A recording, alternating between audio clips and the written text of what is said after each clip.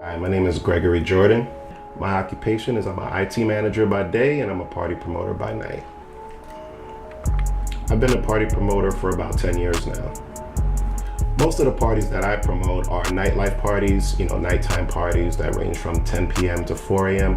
On occasion, we have day parties on the weekends and brunches and things like that. Sometimes we even have destination parties going to Mexico or Brazil or certain places like that. Just wherever the party is rolling, that's where we're usually going to be. Most of our parties are held in the 5 boroughs, mostly Manhattan, Queens, Brooklyn, sometimes Long Island. We have different venues, rooftops, lounges, but mostly nightclubs. Sometimes we even have pool parties. The type of crowd that we have now is usually the young urban crowd, hip hop, a lot of Caribbeans and everything like that. Sometimes we have industry parties, music industry, fashion industry, which is what we want to do more of moving forward. Like I said, New York nightlife has it all, and we're trying to get as much people as we can into the building. What made me want to become a party promoter was that I always liked the nightlife, and New York City, of course, has an extravagant nightlife, And I just started going out. Some of my friends were promoters, so I just started coming out. And as I would come out more and more, I would build a following. People would always start asking for me. So my friend said, you know what, you should get paid for this because you seem to have people coming out wherever you go. So that's how I started out. I'm usually promoting around 6 to 8 parties a month.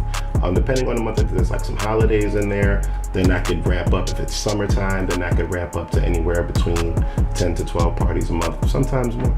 The biggest thing that I really dislike is that sometimes party promoters get a bad rap.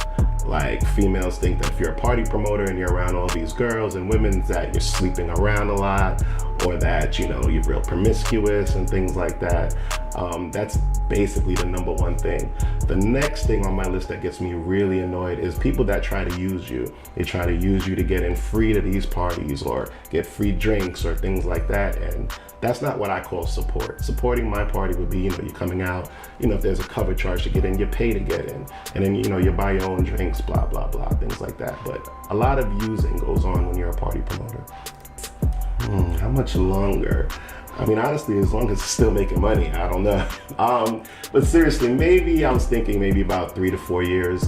The party promoting scene has gotten real saturated with a lot of what I call fake promoters. So that's kind of like taking a little bit of the fun out of it. But, if the money's right, it's going to be hard to walk away. Tips for a person that wants to become a party promoter. Well, first things first is you need to figure out, do you like nightlife? Because that's what, parties really take place in, is at night. Then what kind of parties you want to promote? A hip hop, trap, Caribbean, or whatever. And then once you figure that out, then you need to go to these parties and then see how things run.